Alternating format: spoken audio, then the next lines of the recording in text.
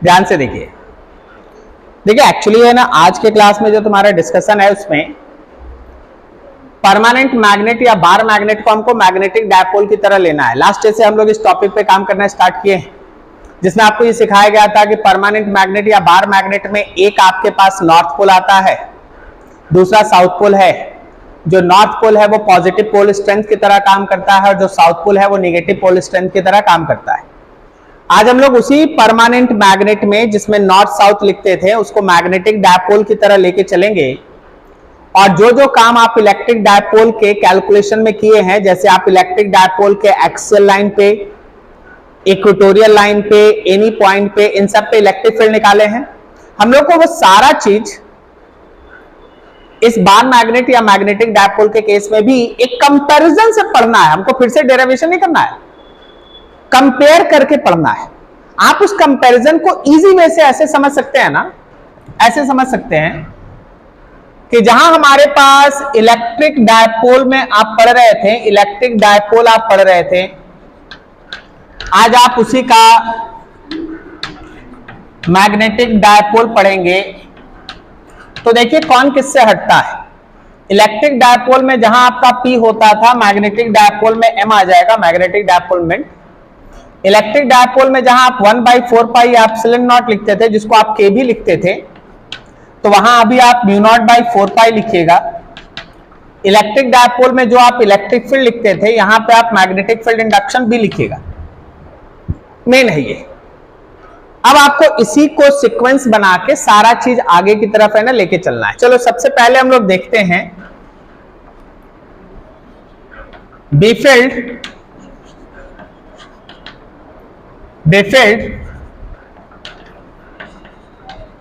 in case of bar magnet.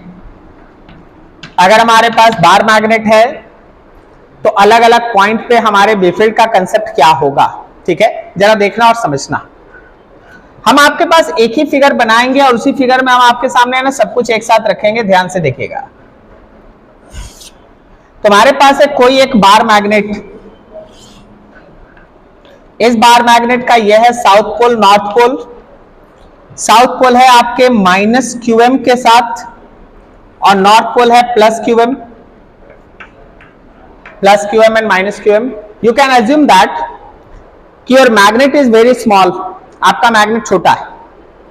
जैसे कोई dipole छोटा होता है उसी तरह भी आप मैग्नेट छोटा मानेंगे तो आप मैग्नेटिक डायपोल को भी शॉर्ट मान रहे हैं। तो वैसे केस में याद कीजिए, आप पढ़े थे कि एक्सियल लाइन के किसी पॉइंट पे बेफील्ड, इक्वेटोरियल लाइन के किसी पॉइंट पे बेफील्ड आज पढ़ेंगे, और एक पढ़ेंगे हम लोग at any point P3 which makes an angle theta. सबसे पहले एक्सियल लाइन पे आओ। पहले तो तुम्हें ना मैग्नेटिक मोमेंट का डायरेक्शन देख लो, चीजों को थोड़ा ध्यान से समझते चलना। मैग्नेटिक मोमेंट किधर से किधर होता है?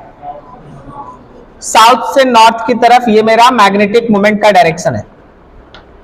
अगर मेरे मैग्नेट का लेंथ 2a है, तो अगर हम चाहें तो क्या हम इस मैग्नेटिक मोमेंट का value pole strength into 2a लिख सकते हैं?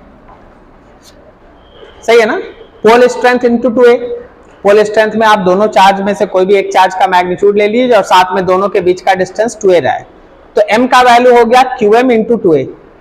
अब एज्यूम दैट कि आपका पॉइंट P1 यहां से r डिस्टेंस अवे है। ये कितना दूरी है? तो यहां से यहां तक का दूरी है r। तो इस r distance away P point पे एक मैग्नेटिक फील्ड इंडक्शन एग्जिस्ट करता है, and that magnetic field induction is according to your concept of electric dipole μ0/4 pi 2m/r³। याद आया? जैसे हम लोग के इलेक्ट्रिक डायपोल में था 1/4 पाई एप्सिलॉन नॉट 2p/r³, यहां पे है हम लोग का μ0/4 पाई 2m/r³, μ0/4 पाई 2m/r³। अच्छा, क्या आप में से कोई बता रहा है कि इसका डायरेक्शन क्या है? जो डायरेक्शन m का होता है, एक्सियल लाइन के किसी भी पॉइंट पे बेफील्ड का डायरेक्शन सेम होता है। तो जो हमारे m का डायरेक्शन है, that is same direction of b field at this point P। This is the direction of b field on axial line. Axial line पे बिफील्ड का वही डायरेक्शन होता है जो एम का डायरेक्शन होता है, ध्यान रखना, और मैग्नीट्यूड होता है mu nought by 4 pi 2m by R cube. Clear है? अब आइए इक्वेटोरियल लाइन पे। इक्वेटोरियल लाइन पे जो भी हमारे एम का डायरेक्शन होगा ना, बिफील्ड उसके अपोजिट में होगा। अपोजिट में, पहले डायरेक्शन देख लो, बिफील्ड उसके अपोजिट में होगा। और आप इस इक्वेटोरियल पर अगर बिफील्ड का वैल्यू लिखेंगे then it is mu nought by 4 pi m by R cube, जहां r स्टैंड करता है ये डिस्टेंस फ्रॉम द सेंटर। तो mu nought by 4 pi m by R cube ये कहां है? इक्वेटोरियल लाइन पर। Mu nought by 4 pi 2m by R cube ये कहां है? एक्सियल लाइन पे। एक्सियल लाइन पे बिफील्ड का डायरेक्शन m के साथ पैरेलल होता है, सेम होता है, और इक्वेटोरियल लाइन पे बिफील्ड का डायरेक्शन m के एंटी पैरेलल होता है, अपोजिट होता है। समझ पाए? और अगर आप एनी पॉइंट पे जाएंगे ना तो हमारे बिफील्ड का फॉर्मूला होता है mu nought by 4 pi m by R cube root under, याद करो, 3 cos स्क्वायर थीटा प्लस 1, याद आ रहा है? Mu nought by 4 pi m by R cube root under 3 cos square theta plus 1। ये एनी पॉइंट का बिफील्ड का इक्वेशन है। हाँ, एनी पॉइंट पे अगर मेरा बिफील्ड कोई एंगल बना रहा है, सपोज यहां पे बिफील्ड कोई एंगल बना रहा है इसके साथ अल्फा, तो हम आपको ऐसे ही रिलेशन दिखा दें, ये tan अल्फा आता है आपका tan थीटा बाई 2। ये सब हम डेरिवेशन से इलेक्ट्रिक डायपोल में निकाल के आपको दिखा चुके हैं, तो वापस से डेरिवेशन नहीं होगा। अगर आपको किसी का भी डेरिवेशन एक बार फिर से रिपीट करना है, आप इलेक्ट्रिक डायपोल देख लीजिए। ठीक है? एक्सियल लाइन पे, इक्वेटोरियल लाइन पे, एनी पॉइंट पे, और एनी पॉइंट पे डायरेक्शन। देखिए एक्सियल पे जो डायरेक्शन है वो एम के साथ पैरेलल है, इक्वेटोरियल पे जो डायरेक्शन है वो एम के साथ एंटी पैरेलल है। तो सर एनी पॉइंट पे डायरेक्शन निकालना पड़ा, तो मान लो कि जो एनी पॉइंट का बी फील्ड है वो अल्फा एंगल बनाता है, तो tan alpha is equal to जो यहां tan थीटा आएगा ना उतना डिवाइडेड बाई 2 होगा। tan alpha is equal to tan theta by 2। तो ये रहा बिफील्ड। बार मैग्नेट का बिफील्ड लिखना है तो ऐसे लिखना है। क्लियर है? अभी आइए थोड़ा आगे, हम बात कर रहे हैं मैग्नेटिक पोटेंशियल का। मैग्नेटिक पोटेंशियल भाई वैसे तो इसके डिस्कशन का कोई ज्यादा मीनिंग नहीं बनता, ठीक है, इलेक्ट्रिक डायपोल का जो कंसेप्ट है वही लगेगा, लेकिन अगर आप मैग्नेटिक चार्ज के बेसिस पे देखें इसको तो ये कुछ ऐसा। फिर से 3 पॉइंट,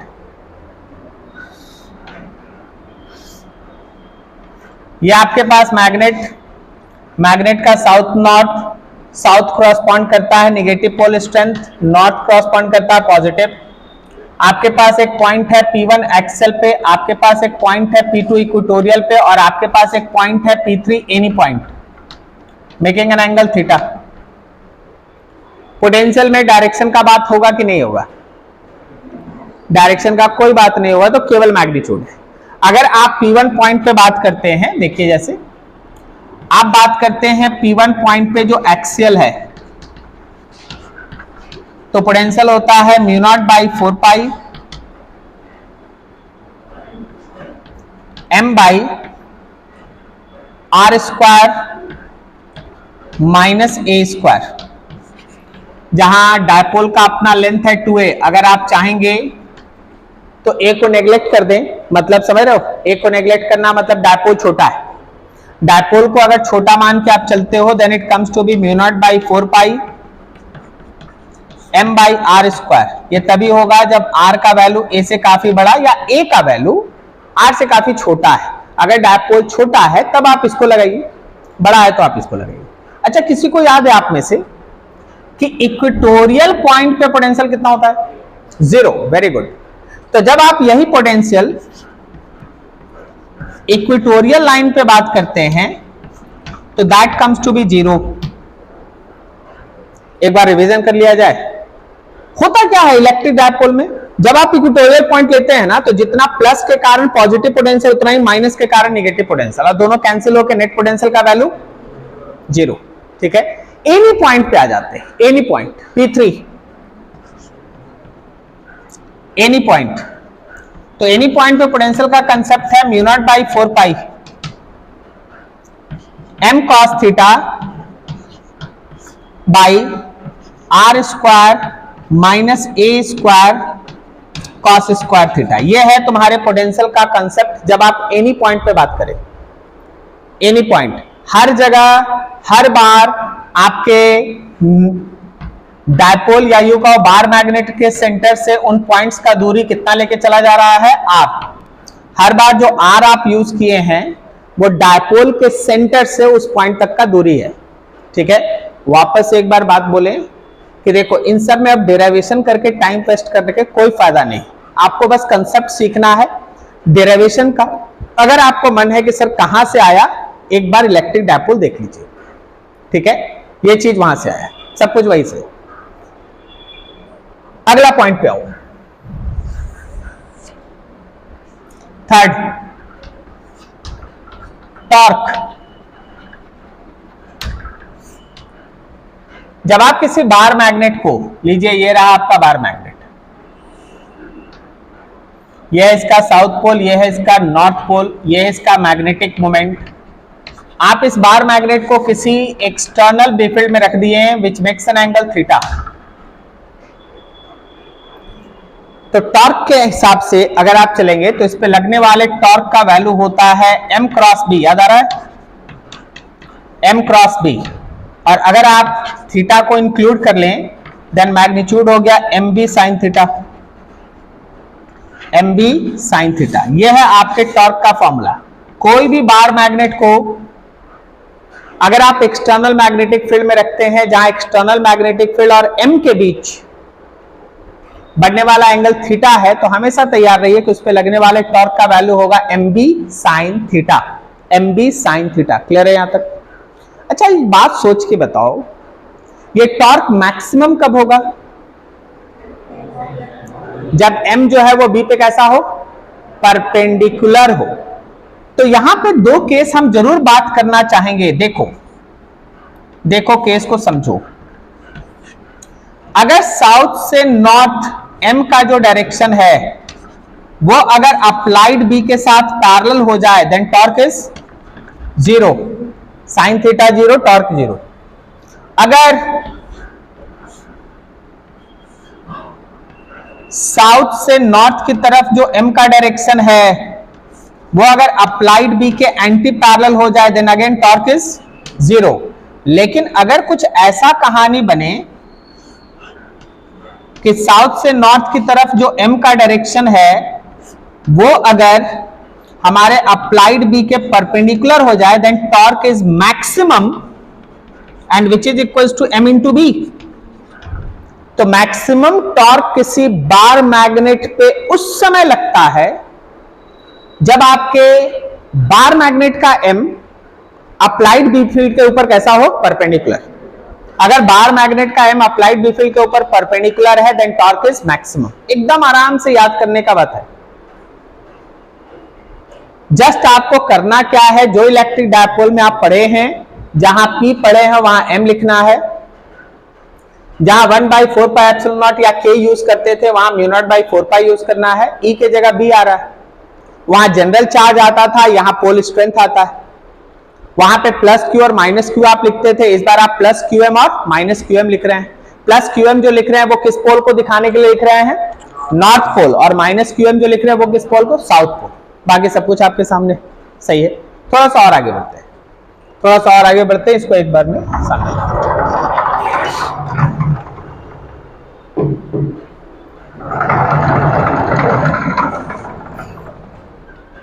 देखिए इसी में जो फोर्थ पॉइंट आपके यहां सामने हम ऐड करें that is called potential energy.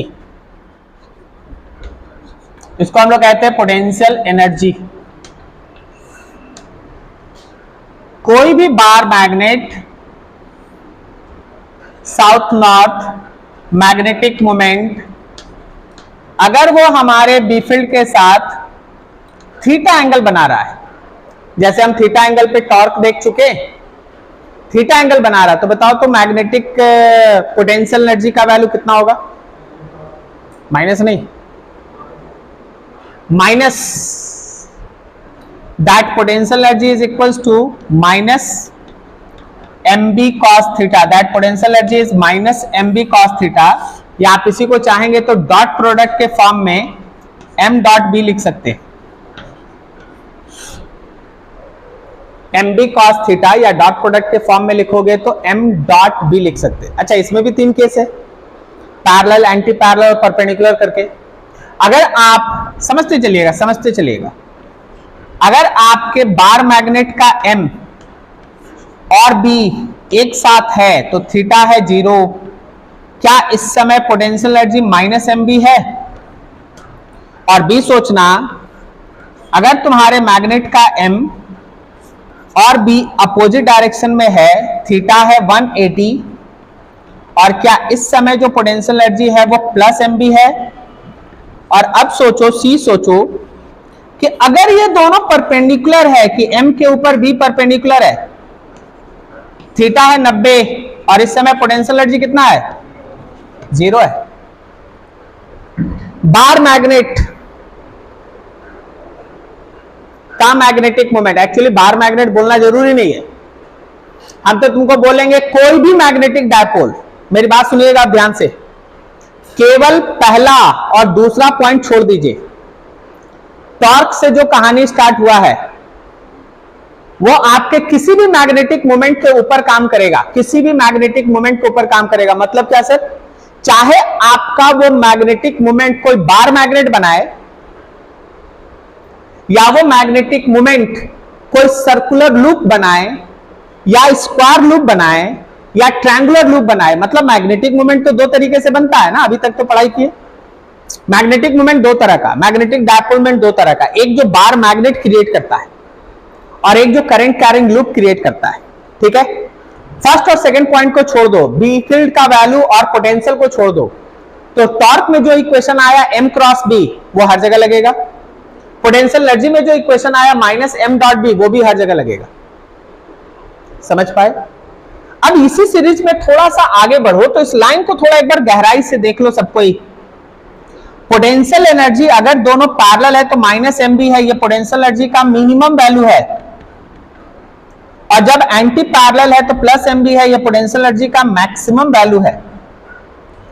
ठीक है, तो अब आप इस टॉपिक में सबसे इंपॉर्टेंट एक क्वेश्चन पे तैयारी रखिए, इसका कोई ना कोई पोर्शन स्कूल कंपटीशन कहीं ना कहीं जरूर आने वाला है, एकदम तय रखना, और वो है इक्विलिब्रियम ऑफ मैग्नेटिक डायपोल।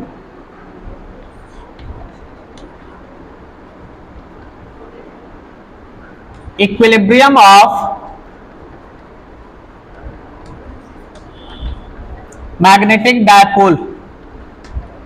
चलो आपसे एक चीज पूछना चाहते हैं, आप जो मैग्नेटिक डायपोल के नाम से यहां पढ़ाई कर रहे हैं, आप जो मैग्नेटिक डायपोल के नाम से यहां पढ़ाई कर रहे हैं, वो किस तरह के मैग्नेटिक डायपोल पे एप्लीकेबल है? बार मैग्नेट पे, सर्कुलर लूप के, circular loop, square loop, triangular loop, rectangular loop जिसमें करंट फ्लो कर रहा है, किस पे एप्लीकेबल है? बोलो हर किसी पर। बस तुमको m जानना होगा, m मालूम, बी फील्ड मालूम, तो आप हर जगह लगा सकते हैं। टॉर्क का इक्वेशन हर जगह लगा सकते हैं, एनर्जी का इक्वेशन हर जगह लगा सकते हैं, आगे जो भी आप पढ़ाई करें वो हर जगह लग सकता है। ठीक है, अब आइए इस केस में समझिए। देखिए, जब आप डायपोल के इक्विलिब्रियम के रिलेटेड बात करते हैं ना, तो इक्विलिब्रियम 3 तरह का होता है। एक होता है स्टेबल इक्विलिब्रियम। स्टेबल इक्विलिब्रियम उसको कहते हैं जिसमें टॉर्क 0 हो और पोटेंशियल एनर्जी मिनिमम हो। टॉर्क 0 और पोटेंशियल एनर्जी कैसा? मिनिमम। दूसरा होता है अनस्टेबल इक्विलिब्रियम। टॉर्क 0 होना चाहिए और पोटेंशियल एनर्जी होना चाहिए मैक्सिमम। टॉर्क 0 और पोटेंशियल एनर्जी कैसा? मैक्सिमम, उसको कहते हैं अनस्टेबल इक्विलिब्रियम। और थर्ड होता है जिसको हम लोग कहते हैं न्यूट्रल इक्विलिब्रियम। टॉर्क 0 और पोटेंशियल एनर्जी कांस्टेंट। देखिए, वैसे तो न्यूट्रल इक्विलिब्रियम यहां नहीं आएगा, लेकिन आप ऐसा समझिए कि अगर हम लोग है ना स्टेबल या अनस्टेबल इक्विलिब्रियम को आइडेंटिफाई करना चाहें, तो बताओ स्टेबल इक्विलिब्रियम में होने के लिए मैग्नेटिक मोमेंट और बी फील्ड पैरेलल ना, पैरेलल रहेगा तो टॉर्क जीरो और एनर्जी मिनिमम हो जाएगा, और अनस्टेबल इक्विलिब्रियम के लिए एंटी पैरेलल। सही। तो जब कभी भी मैग्नेट के केस में आपको उसका m का डायरेक्शन और b का डायरेक्शन सेम दिखाई दे, that corresponds to stable equilibrium. अगर आपके m का डायरेक्शन और b का डायरेक्शन एंटी पैरेलल दिखाई दे, that corresponds to unstable equilibrium. समझ में आया? तो इक्विलिब्रियम पहचानना पड़ता है और बहुत अच्छे तरीके से पहचानना पड़ता है। चलिए हम आपके सामने एक ऐसे ही है ना क्वेश्चन रखते हैं फॉर योर जनरल प्रैक्टिस।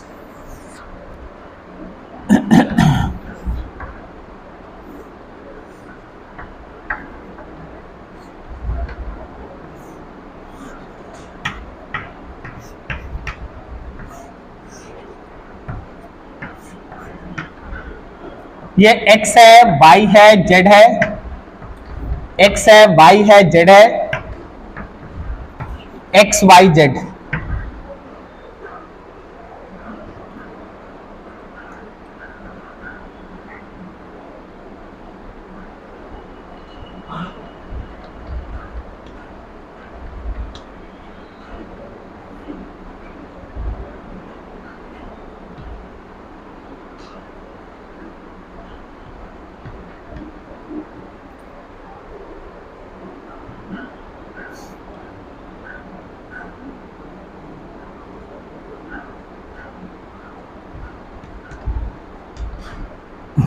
ये 3 लूप है, तीनों लूप में हम करंट दिखा दिया आपको, करंट देख लीजिए।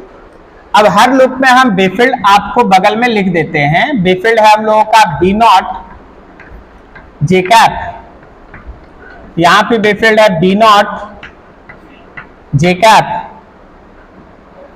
और यहां का बेफील्ड है B nought minus I cap.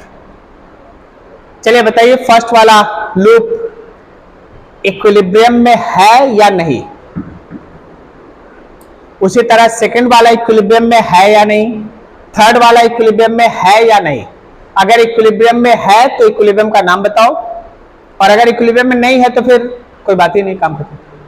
First वाला का बोलिए आंसर, फर्स्ट वाला बोलो, बोलो कैसे? जे कैप है तो हाँ है। कैसे टॉर्क जीरो हो जाएगा? आप इसका m नहीं सोचिएगा, लूप का m सोचिएगा ना। लूप का m किधर है? ऊपर। कैसे ऊपर? कैसे? कौन से नियम से आपका जे कैप आया? बताइए वो नियम बताइए, हम भी देख लेंगे, चेक कर लेंगे। खाली ऊपर बोलने से नहीं ना होगा। हम बोल रहे हैं बी फील्ड नहीं, हम m बोल रहे हैं। m किधर है? कैसे निकालते हैं m का डायरेक्शन?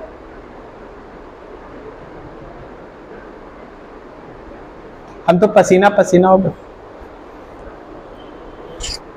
अब आज m का डायरेक्शन बताना होगा हमको।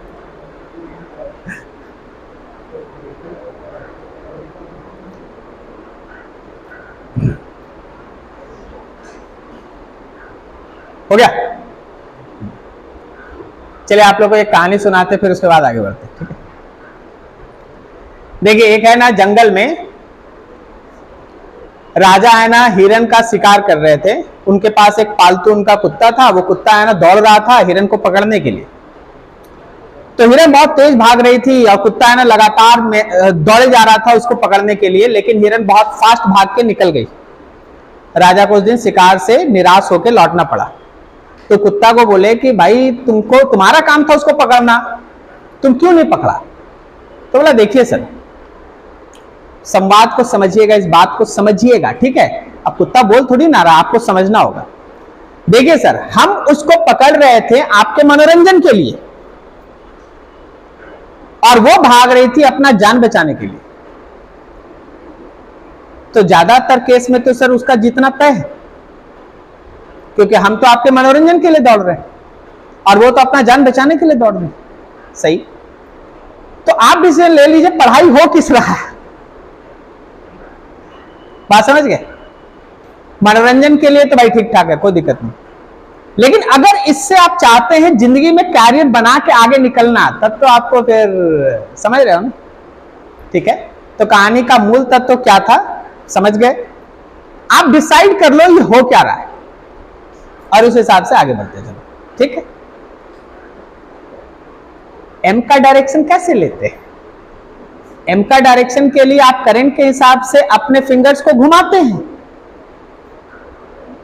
तो आप जब यहां करंट के हिसाब से फिंगर्स को घुमाएंगे तो थंब अंदर जाएगा ना, थंब अंदर जाएगा, मतलब यहां पे एम का डायरेक्शन, आप अगर डायरेक्शन लिखे केवल तो अंदर है। अंदर कहने का मतलब माइनस के कैप है ना, बोलो सही। यहां बताइए एम का डायरेक्शन ऊपर है, आप ऐसे फिंगर को घुमाइए ऊपर, समझे, ऊपर की तरफ है एम का डायरेक्शन, मतलब यहां पे लिखेंगे तो जे कैप है। और यहां बताओ माइनस आई कैप है, ऐसे घुमाएंगे थंब इधर जाएगा, तो आपके एम का डायरेक्शन जो है वो माइनस आई कैप है। देखिए कोई हमको ये कह दे कि सर ये आप पढ़ाते हैं, क्वेश्चन ऐसे आता है, बिल्कुल क्वेश्चन तो ऐसे ही आएगा। वो आपको ये नहीं बोलेगा ना कि इक्विलिब्रियम ऑफ मैग्नेटिक डायपोल पे 3 पॉइंट लिखो ऐसा नहीं आएगा। आएगा क्या, एक न्यूमेरिकल है, बताओ आंसर, एक कंसेप्चुअल क्वेश्चन है, प्लीज एक्सप्लेन, यही तो आएगा आंसर, ठीक है। तो ये चीज देखो, अभी तुम देखो यहां पर क्या इन दोनों के बीच का एंगल 90 है, तो बिकॉज यहां पे थीटा 90 है तो आप समझो कि टॉर्क मैक्सिमम है। यहां देखो दोनों के बीच का एंगल कितना है, 0 डिग्री, तो यहां पे तुम्हारा थीटा जो है वो 0 डिग्री है, तो आप इसमें टॉर्क 0 बोलिए, आप इसका पोटेंशियल एनर्जी मिनिमम बोलिए, या इन सबको हटा के आप बोलिए कि सर यही तो स्टेबल इक्विलिब्रियम है सर, है ना, स्टेबल इक्विलिब्रियम, ठीक है। देखिए वो जो कुत्ता वाला बात है ना, वो ये सब चीज है एकदम इजी, और जो जान बचा के भाग रहा है ना वो सब है। अगर आप इसको सॉल्व करने लगे समझ जाइए आप कैरियर में सेट, यही करने के लिए हम बैठे हैं, ठीक है।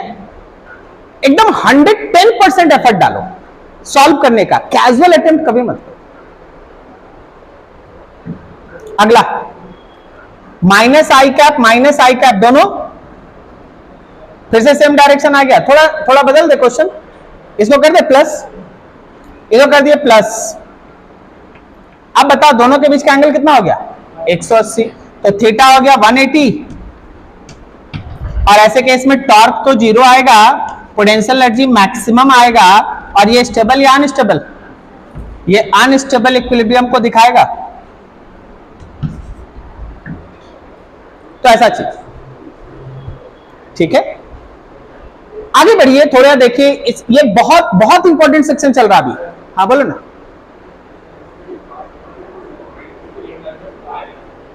हाँ वेरी गुड वेरी गुड, सोचे कोई बोला क्यों नहीं, खड़ा हो जाओ। हाँ तुम्हारा मास है, तुम्हारा मास खुद तुम्हारे ऊपर कितना ग्रेविटेशनल फोर्स लगा रहा है, अपना फील्ड कभी अपने ऊपर फोर्स नहीं लगाता, ग्रेविटेशन, इलेक्ट्रोस्टैटिक, मैग्नेटिज्म तीनों जगह बोला गया, और आज जब जरूरत आए तो तुम कंफ्यूज हो गया उसी में। बैठो देखिए अपना करंट कैरिंग लूप का खुद का भी फील्ड है, लेकिन कभी आप पिछले दिन का कॉपी देखिए ना, एकदम बढ़िया से लिखाया गया आपको कि अपना बी फील्ड कभी अपने ऊपर टॉर्क नहीं लगाता। आप देखिए पिछले दिन है ना जब हम मैग्नेटिक मोमेंट पढ़ा रहे थे उसके बाद कहीं हम आप कॉपी देख के लिखिए, उसमें एकदम बकायदा मेंशन कराए हैं कि ये जो बी फील्ड है वो एक्सटर्नल है ना। तो आप खुद के बी फील्ड को कभी भी टॉर्क में इन्वॉल्व ना करें। यहां हर करंट कैरिंग लूप का अपना बी फील्ड है, लेकिन उसका खुद का बी फील्ड टॉर्क में नहीं आएगा, एनर्जी में नहीं आएगा। इसका बी फील्ड किसी और के ऊपर फोर्स लगाएगा, किसी और के ऊपर टॉर्क लगाएगा, लेकिन खुद का बी फील्ड कभी अपने ऊपर फोर्स या टॉर्क नहीं लगाएगा। क्लियर हो गया, आगे बढ़े, ठीक है। तो ये रहा, बहुत सेंसिटिव चीज है, बहुत अच्छा चीज है आपके लिए, एकदम ऑब्जेक्टिव का एकदम फेमस चीज है। इसी से जुड़ा हुआ एक और टर्म आता है, वो कहलाता है वर्क डन।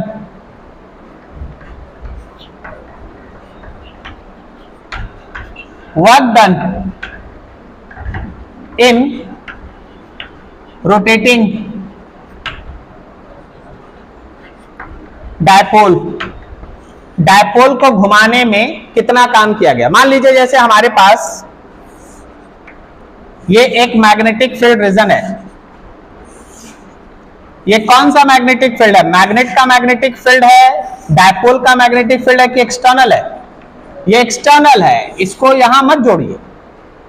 इसमें पहले से एक मैग्नेट था, ऐसे था, देखो ये मैग्नेट पहले से कुछ इस तरीके के से था, तो मैग्नेट का जो M है वो उस B के साथ एक एंगल बना रहा था θ1, फिर मैग्नेट को थोड़ा घुमा दिया गया, ऊपर घुमाए नीचे घुमाए कुछ भी करे, ठीक है। सपोज मैग्नेट को थोड़ा और टेढ़ा कर दिया गया, ऐसे कर दिया गया, तो अब जो मैग्नेट का मैग्नेटिक मोमेंट है वो बिफिल्ड के साथ एंगल बना रहा है θ2, θ1 θ2। तो आखिर इस मैग्नेट को घुमाने में कितना वर्क किया गया है, work done, then work done will be equals to mb cos θ1 minus cos θ2। याद करो इलेक्ट्रिक डायपोल, अगर आप किसी इलेक्ट्रिक डायपोल को θ1 से θ2 एंगल पे घुमाते हैं तो उसका किया गया वर्क होता है pe cos θ1 minus cos θ2। तो जहां p है वहां m लिखा हुआ है, जहां e है वहां b लिखा हुआ है, cos θ1 minus cos θ2। क्लियर है। तो ऐसा चीज है। हाँ, यहां θ1 क्या है, तो initial angle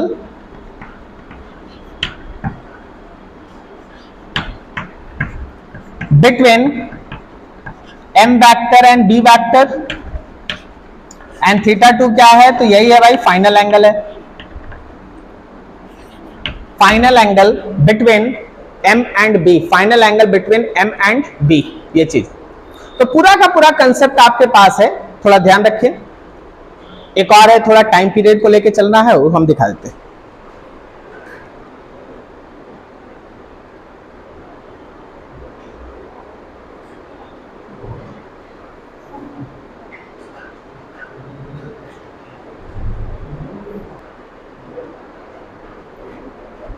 SHM of any magnetic dipole. देखिए, जब आप किसी मैग्नेटिक डायपोल को मैग्नेटिक फील्ड में रखिएगा, मान लीजिए मैग्नेटिक फील्ड में मैग्नेटिक डायपोल ऐसे फेंक दिए, सोचो तो खुद कहां जाके रुकेगा, कौन से पोजीशन में जाके कोई मैग्नेट खुद को मैग्नेटिक फील्ड में रखेगा, स्टेबल इक्विलिब्रियम, स्टेबल इक्विलिब्रियम। अच्छा, आप इस रूम में खुद से आके कहां बैठते हैं, जहां आप सबसे कंफर्टेबल है, जहां आप सबसे कंफर्टेबल। अगर कोई आपको ये नहीं बोले कि यहां बैठो वहां बैठो वहां बैठो, तो आपको अपने रूम में देख के अपने सीट के हिसाब से जहां आप सबसे कंफर्टेबल फील करते हैं वहां बैठ जाते हैं। तो कोई भी मैग्नेट को अगर मैग्नेटिक फील्ड में आप फ्री छोड़ दीजिएगा तो अपने आप को सबसे कंफर्टेबल पोजीशन में रखेगा, that is stable equilibrium. Concept समझ में आया? ठीक है। अब देखिए, स्टेबल इक्विलिब्रियम का मतलब होता है कि ये रहा मैग्नेटिक फील्ड,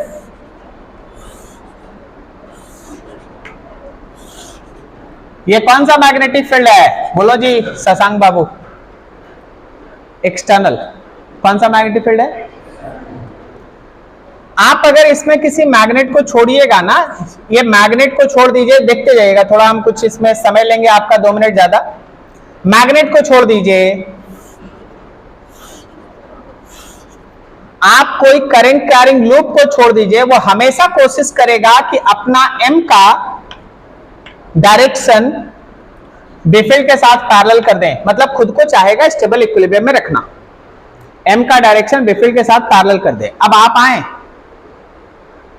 इसको लिए थोड़ा सा घुमा के छोड़ दिए, या इसको थोड़ा सा ऐसे घुमा के छोड़ दिए, जब आप इसको घुमा के छोड़ दिए फिर से स्टेबल इक्विलिब्रियम में जाने का कोशिश करेगा। अब कॉन्सेप्ट समझना कि जब आप इसको एक बार डिस्प्लेस करके छोड़ दिए, इट फिर से वहीं जाना चाहेगा। जब आप इसको डिस्प्लेस करके छोड़े, ये फिर से वहीं जाना चाहेगा, फिर उसके बाद थोड़ा नीचे जाएगा, फिर उसके बाद वहीं आना चाहेगा, फिर थोड़ा ऊपर आ जाएगा, and this process continues. Now this motion is SHM for a small displacement. अगर आप इसको स्मॉल डिस्प्लेसमेंट दे देते हैं, if m is given a small angular displacement theta with बेफिल्ड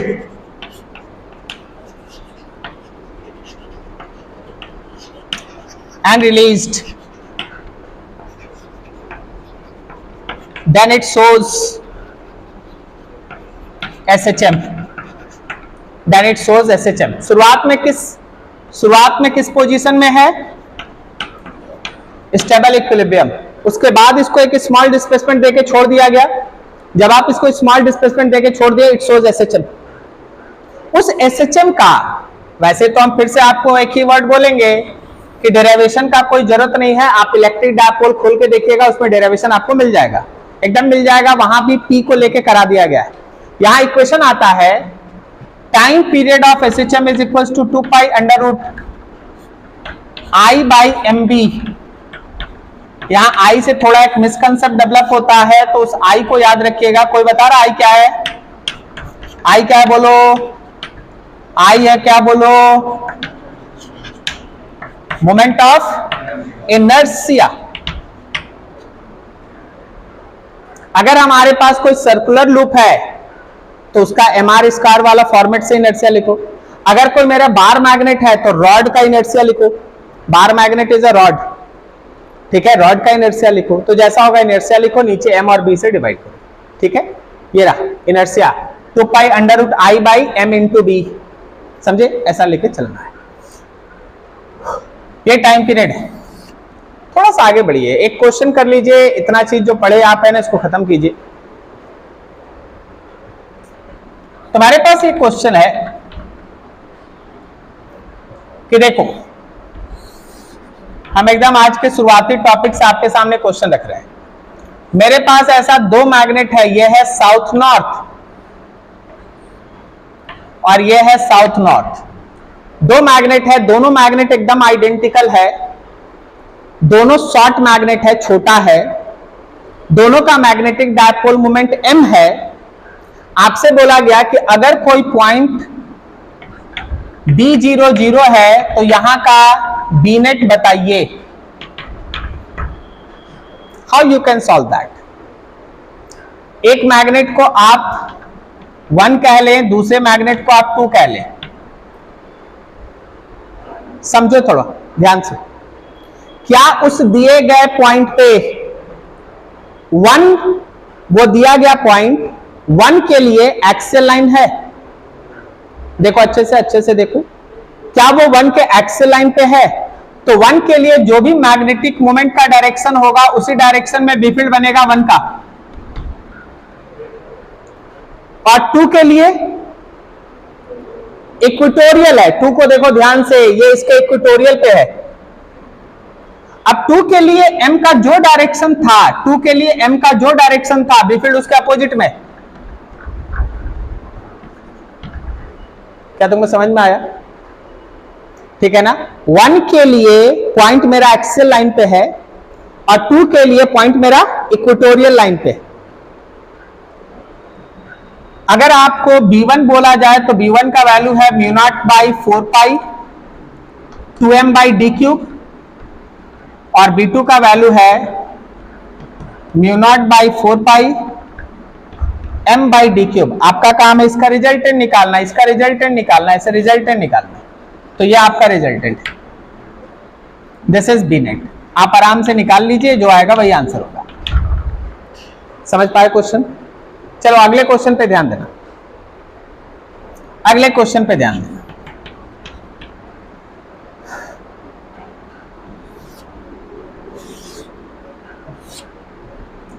ये आपका x एक्सिस है, ये y एक्सिस है, ये z एक्सिस है, ठीक है। एक मैग्नेट है x के अलॉन्ग में साउथ नॉर्थ, एक मैग्नेट है y के अलॉन्ग में साउथ नॉर्थ, और आपका पॉइंट यहां है 0 0 d। बोलेगा चलो भाई इस पॉइंट पे बी नेट का वैल्यू बताओ। बताओ दोनों मैग्नेट के लिए ये दिया गया z एक्सिस पे पॉइंट एक्सियल है, इक्वेटोरियल है, क्या है? दोनों के लिए इक्वेटोरियल है, दोनों के लिए इक्वेटोरियल। और अब हम यहां पे बता नहीं रहे, ये आपको खुद से बनाना है। क्लियर है? तो ये रहा बार मैग्नेट को मैग्नेटिक डायपोल लेके हम लोग किस तरह से ट्रीट करते हैं और चीजों को कैसे लेके चलते हैं, समझ पा रहे हो। आपको पता है एक चीज और देख लीजिए, यहीं पे छोटा सा इंफॉर्मेशन है आपके लिए कि आप जो सोलेनोइड भी लेते हैं ना, solenoid that is also a bar magnet. देखिए सोलेनोइड कैसे काम करता है थोड़ा देखो, यहां समझो। ये तुम्हारा सोलेनोइड है, ये तुम्हारा सोलेनोइड है, और इस सोलेनोइड में जब आप करंट को भेजते हैं तो करंट इसके अंदर एक मैग्नेटिक फील्ड ऐसे प्रोड्यूस करता है, सही है। सोलेनोइड का ये वाला एंड मैग्नेट का नॉर्थ पोल है, सोलेनोइड का ये वाला एंड मैग्नेट का साउथ पोल है। Solenoid is also acting as a bar magnet, वो भी एक बार मैग्नेट की तरह काम करता है, समझ पाए, ठीक है। तो ये सारा इंफॉर्मेशन इस टॉपिक से रिलेटेड है, इतना आप अच्छे से देख लें। अगला टॉपिक जो एंटर करेंगे हम लोग दैट इज अर्थ मैग्नेटिज्म।